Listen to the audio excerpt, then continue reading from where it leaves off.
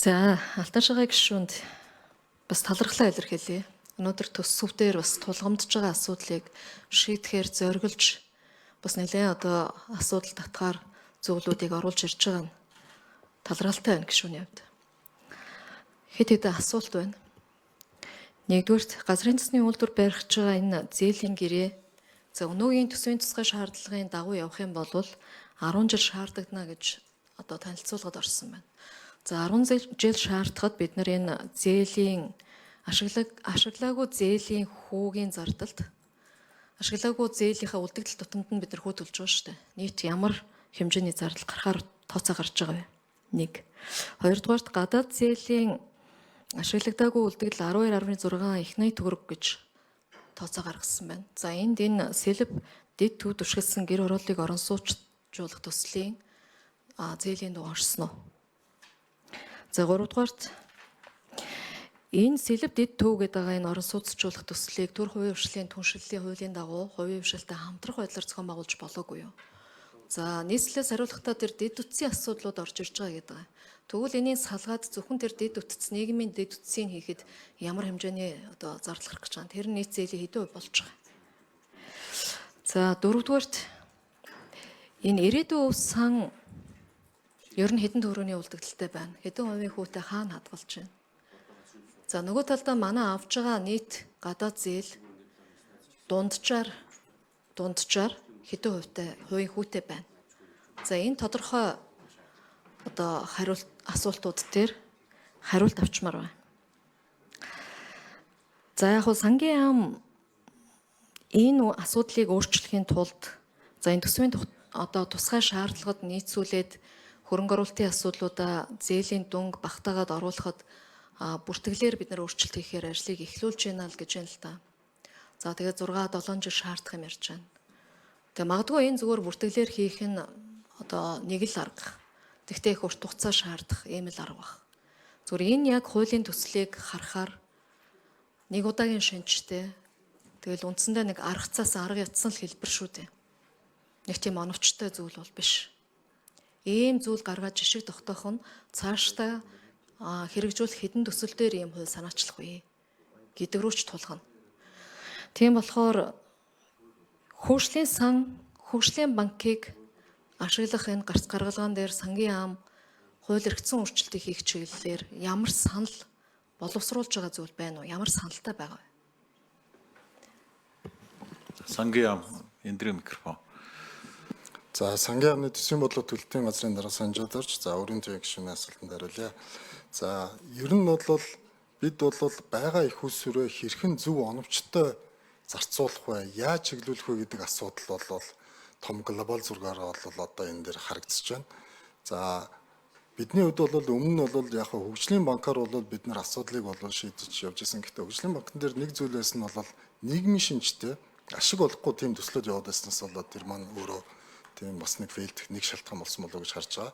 Одоо бол сангийн амны хувьд бол хууль эрхцэн хувьд бол хөрөнгө оруулалтын тухай хуулийг бид боловсруулад явж байгаа. За ялангуяа бол төсвийн шатлал хооронд буюу орон нутгийн төсвөр, сумын төсвөр, дүүргийн төсвөр хэн нь юугаа хийх вэ гэдэг маш тодорхой болгоод, хөгжлийн банкаараа юугаа хийх вэ гэдгийг тодорхой болгоод, за тэгээд улсын төсвийн хөрөнгө оруулалтаараа бид нар юугаа хийх вэ гэдгийг тодорхой болгоод, ингээд үлдэж байгаа хэсэг буюу гадаад зээлийн их усрээр бид нар ямар төслүүдийг, ямар шин чанартайг бид нар хэрэгжүүлэхийг зөв болох вэ гэдэг энэ зүйлийг бол нэгдүгээр хууль эрхцэн хүрээнд бол энэ хөрөнгө оруулалтын тухай хуулиар шийдэгдэж орж ирнэ гэж бид харж байгаа. Процессын хувьд бол түрүүний нөгөө ярьж байгаа бид нар бүртгэлийн тогтолцоогоо өөрчлөх асуудал орж ирнэ. Энэ бол мэдээж хэрэг та бүхэн чамлалтай сонсож байгааг бол ойлгож байна. 5-6 жил гэдэг нь хэтэрхий урт хугацаа гэдгийг ойлгож байна. Бид аль болох богино хугацаанд энэ ажлыг шилжих хугацааг хийх гэж байна. Ер нь зүгээр энэ том төслүүд маань өөрөө энэ ашиг олох боломжтой.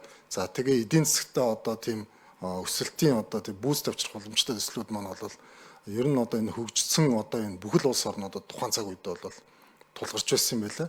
Тэгээд яг тэр тал дээр манайхаас сангийн сайдын байгуулсан ажлын хэсэг гараад энэ дээр ажиллаад за тэгээд бид нар хөгжлийн банк хөрөнгө оруулалтын тухай хууль дээр юуг шингээх вэ? Бүртгэл асуудлаас нь яах вэ гэдэг энэ асуудлыг тэг тооцоод явж байгаа бодлого талаас л тийм. Нэмээд дэлгэр жаргал дарга. 7 номер нэмж хариулъя. Өөрийн төвийн гишүүний асуултанд нэмж хариулъя. Сангийн хамтлагийн жаргал за ер нь хүүгийн хувьд бол бид нар гадаад зээлүүд дээр хүүгийн зээлийн үйлчлэгийн төлбөрт 3 асуудал байгаа. Нэгдүгээр үндсэн төлбөр, хүүгийн төлбөр, тэгээ хөрөнгө баталгаажуулсны шимтгэл гэж байгаа. Тэгэхээр газрын тосны хувьд бол 175%, Эрдэнэ мөрөнгийн хувьд бол 2%.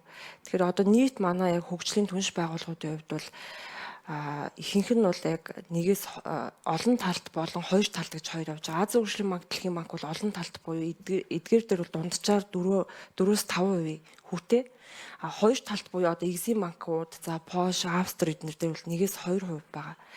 Тэгэхээр бид нар энэ зээлийн үйлчлэгээний төлбөр дээр байгаа нэг хөрөнгө баталгаажуулсны шимтгэл буюу энэ зээлийн ашиглахгүй байгаа санхүүжилтэн дээр бид нар шимтгэл төлөөд байгаа нь өөрөө зээлийн үйлчлэгээний төлбөр буюу төсөв дээр бас нэмэлт ийм төлбөр үүсэх асуудал байгаа учраас зээлүүдийн хугацаанд нь одоо ашиглаж дуусгах нь бас нэг энэ шимтгэлийг бууруулах зардал хэмнэх бас боломж байгаа.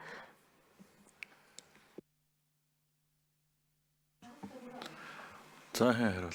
Алтан шүү. За өрийн жигшүүний асуултанд хариулъя. Хоттой холбоотой асуудал дээр бас юу. Яг энэ нөгөө гэр хорооллыг барилгажуулах энэ ажил маань дахин төлөвлөлт нэртэйгээр 2012-3 онд эхэлсэн.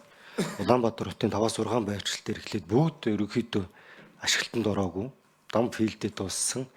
За жишээ нь ихтэл одоо Сонгон хайрхан дүр дээр 3 байршил дээр энэ ажил эхлээд ингээд зогсцсон. Тэгэхээр энэ дээр хууль эрх зүйн орчны сайжруулалт заавал эхний энэ гарааны нь бол төр буюу төр оролцож ээж энэ хот өөрөө оролцож ээж эхний ажлуудыг явуулах юм бэлээ. Яг энэ утгаараа дэд төв дээр энэ ажлууд ингээд хийгдээд эхэлсэн. Цаашдаа бол хотоос өгж байгаа мэдээлэлээр бол дахиж одоо хот өөрөө ийм одоо ажилд оролцохгүй газар чөлөөлөөд сонгон шалгуулалтаа гэж явна гэсэн ийм одоо мэдээлэлтэй байгаа. За 6 яа. 7 номер уу? 6 номерын микрофон. За өрийн төвийн гишүүний асуултанд хариулъя. Цаг дарга 1 дугаар орлогч даваадлаа. За сэлбээр нийт 2.2 их найдын төслөгсөн тооцоол гарсан. Үүнээс та түрүү асууж байна. Гадна тогтчлолтод 27, гадна инженерийн шугамжүүлжээнд 51.2, бусад инженерийн дэд үтцээр 28.3, цахилгааны дэд станц 17.4, дулааны станц 20 тэрбумгээд хуваарлагдаад нийт 2.2-оос 1.8 дөрвөн багцын 8557 айлын орон сууц. За бусад зардлууд нь болохоор гадна тогтчлолт инженерийн шугамжүүлжээ дэд үтцгч бусад зардлууд дээр бол зарцуулагдаад явж байна. За Алтан шагаа гишүүний хэлдгээр Улаанбаатар хотод өмнө 2012 оноос хойш эхлээд хэрэгжиж исэн дахин төлөвлөлтийн төслүүд дээр 2 том үндсэн асуудлаас болоод амжилттай дуусч чадахгүйсэн. Нэгдүгürt бол газар чөлөөлтийг бол хууль эрх зүй болон бусад асуудлаас чөлөөлж чаддгүйс болоод төслүүд амжилтгүй. Хоёрдугаар гадна одоо инженерийн дэд шугамжүүлжээг уулын гэрээ нийслэл хийх үр хүлээдэг боловч тухайн жилийнхаа төсвийн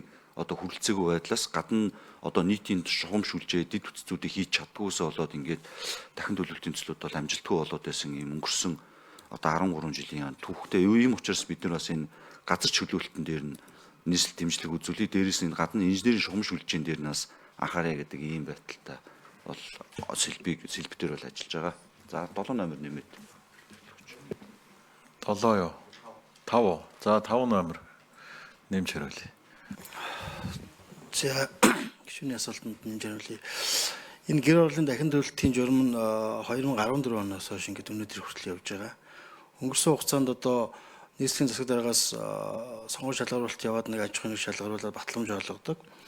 Аж ахуйн нэгж маань ингээд тухайн байрал дээр байгаа иргэдийн газрыг чөлөөлөх гэрээ байгуулад мөн одоо тэр аж ахуй нэгж учраас худалдан борлуулад орсон орлогоороо тэр төслөө санхүүжүүлнэ гэсэн ийм зарчмаар ингэж яваад тэгээд ингээд ажиллаа эхэлдэг. Явандаа аж ахуй нэгжүүдийн ямар нэгэн байдлаас үүсэж энэ асуудлууд нь ингээд хүндрэл гардаг, санхүүгийн бэрхшээлд ордог. Тэгээд тэрнтэй холбоотойгоор нөгөө газар чөлөөлж өгсөн иргэд маань ч байранд орж чаддгүй, захиалга өгсөн иргэд маань ч байранд орж чаддгүй ийм асуудлууд өнгөрсөн 10 хэдэн жил явж байгаа. Одоо нийслэл төр бол зөндөө энэ асуудлууд бол байж байгаа. Энэ гэр оролын дахин төлөлттэй холбоотой энэ шууд л өнөөдөр эхэлсэн ажил биш, 14 оноос хойш явж байгаа зүйл.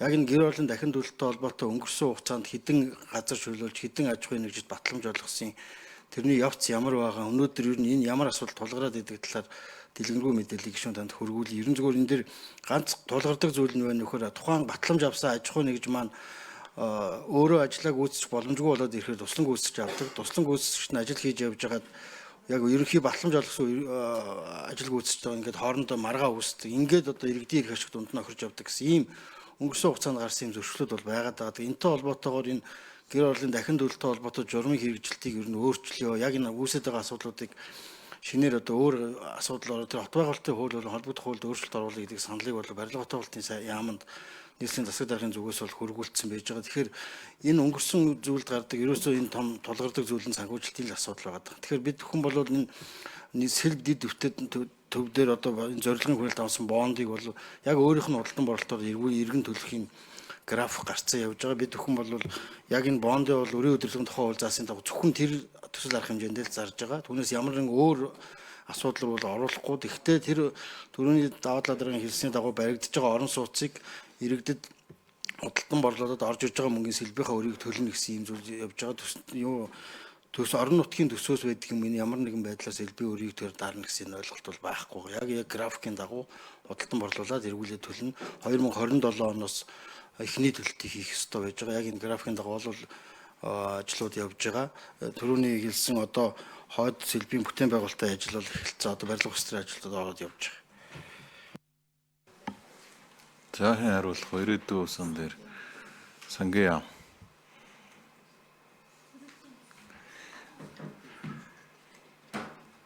Хэдэн номер? 7 номер. За өрийн төвийн гишүүний асуултанд хариулъя. Сангийн яам гандагдах. За ирээдүйн сангийн үлдэгдэл бол 2025 оны 12 дугаар сарын байдлаар нийт 1.3 тэрбум ам.доллар буюу 4.7 их найт төгрөг байна. За энэ мөнгө бол Монгол банкн дээр байршаад цаашаага Англи, Франц зэрэг Монгол банкны одоо харилцагч төв банкуд дээр цаашаа байршиж байгаа. Хүүгийн хувьд бол 3.8-аас 4.4% хүнтэй байршиж байна. Өрийн төвийн гишүүн нэмэлт 1 минут. За хэд хэдэн саналуд бас байгаад тодруулах шаардлагатай юмнууд байгаад байна. Санал дээр саналаа хэлье. 2.2 их найдаас нийслэл 1.8 орон сууц. Бусдын дэд үтцсэн. Тэгээд дэд үтцсээ бид нар өөрсдөө хийгээд түр хийгээд орон сууц барих юм а тэр хувийн хвшлэр хийлгэж болдгоо юм. Өнөөдөр 10 жилийн өмнөх нөхцөл байдлыг ярихаас илүү энэ орон сууц барих чадвартай компаниуд ч харьцангуй хөгжчихлөө шүү дээ.